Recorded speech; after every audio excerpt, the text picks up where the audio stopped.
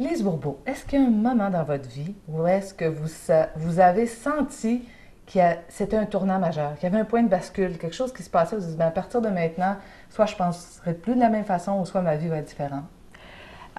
C'est sûr que le plus grand tournant, c'est quand j'ai débuté Écoute ton corps, mais à peu près 10 ans après que j'ai commencé mon école, il y a eu un autre grand point tournant quand j'ai découvert les blessures.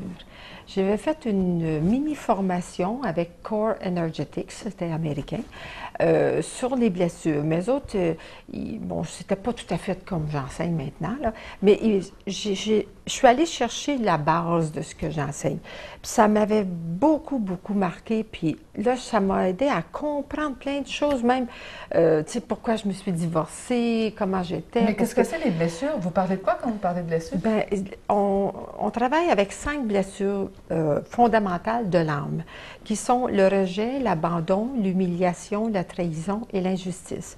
Donc, chaque fois qu'il y a quelque chose qui ne marche pas dans notre vie, que ce soit physique, une maladie, que ce soit émotionnel, que ce soit au travail, n'importe où, dans n'importe quel domaine, c'est toujours à cause de nos blessures qui nous bloquent. Puis tous les êtres humains, on est Oui. porteurs de ces 5 blessures? Alors, d'après mes observations, parce que Dieu sait si j'ai beaucoup, beaucoup travaillé avec ça, puis je travaille encore d'ailleurs beaucoup, selon moi, on a toutes les 4 blessures, excepté l'humiliation.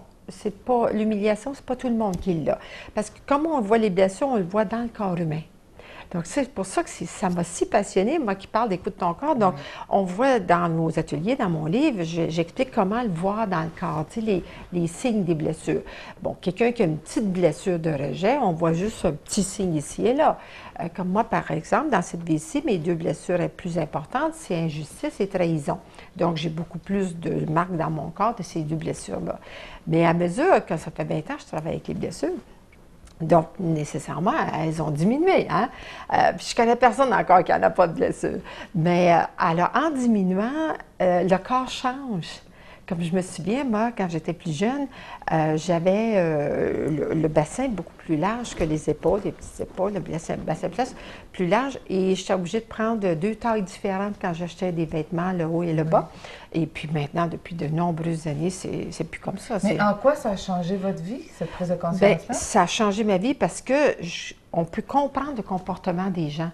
Comme si je te dis quelque chose, puis tu réagis d'une certaine façon, juste par ta réaction, là, je sais tout de suite dans quelle blessure tu es. Je sais tout de suite que là, tu te sens rejeté, ou tu me trouves injuste, ou tu te sens trahi. Alors, Donc, ça a amélioré la relation que vous aviez avec les autres c'est personnes. ça, Oui. la relation avec nos enfants, nos conjoints, nos amis, les employés, par exemple, comme tu sais, juste même avec les blessures, ça m'aide à comprendre qu'il y a certaines personnes avec telle blessure que je ne peux pas mettre dans tel poste et tout. Oh, Ah, meilleure gestion même en entreprise. oui, oui, c'est parce que c'est une personne qui a, par exemple, une très grande blessure de rejet, bien, c'est une personne qu'il faut prendre avec des pincettes parce que la moindre petite chose qu'on lui dit, elle se Ça va sent l'affecter. rejetée.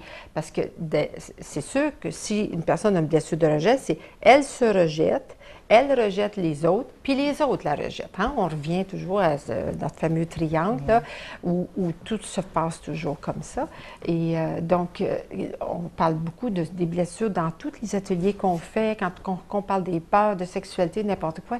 Ça nous aide beaucoup à comprendre les comportements. Ça aide énormément pour avoir des meilleures relations. Donc, puis moi, ça a été un autre point tournant où est-ce qu'il y a eu plein de ha-ha, tu sais, des moments là, de conscientisation, là, où est-ce que c'était clair pourquoi j'avais de la difficulté à... Ça s'est fait suite à un atelier qui Oui, s'est fait aux États-Unis, c'est ça? oui, que j'avais fait cette formation-là. Et ben, comme je suis une chercheuse, ben, c'est un peu comme au début, là, quand je suis devenue consciente du lien entre les malaises et maladies puis nos façons de penser. J'ai fait beaucoup, beaucoup de recherches, beaucoup d'observations chez les gens.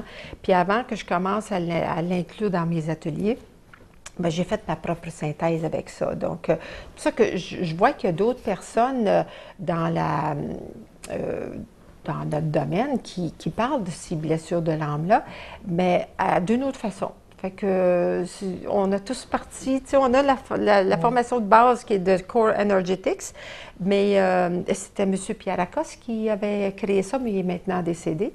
Et mais on est tous partis avec chacun notre synthèse, mais c'est bon quand même. Mais est-ce que ça se peut qu'on fasse une prise de conscience et puis tout à coup on met ça de côté, on continue notre chemin de la même façon sans changer? Parce que le changement est difficile. C'est très difficile de changer. Puis moi, j'ai l'impression qu'on peut très bien, à un moment donné, avoir une prise de conscience qui est forte, qui est puissante, et puis on la met de côté, puis il n'y a aucun changement. Puis il n'y en a pas de point de bascule. Ça continue de la même façon. Oui, ça arrive parce que l'ego a pris le dessus. L'ego, on a trop peur. On a trop peur que si on passe à l'action dans ce qu'on vient de conscientiser, qu'on ne pourra pas gérer les conséquences. La peur est forte. Oui. C'est à peu près une des émotions les plus fortes. Voilà dans notre tête, hein, ils nous disent, ben non, voyons donc, fais pas ça. Comme par exemple, on parle beaucoup, nous, de réconciliation, de pardon. Tu sais. Ah, ben non, on va pas voir ton vieux papa à 80 ans si tu commences à lui dire des choses que tu as voulu. Pas des choses qui sont tu vas le faire mourir. Bon, ça, c'est tous des trucs que l'ego utilise pour ne pas qu'on passe à ce qu'on veut vraiment, parce qu'on est trop pris dans le passé, tu sais, avec toutes nos peurs. Donc ça, c'est une autre révélation qui a été très importante dans ma vie.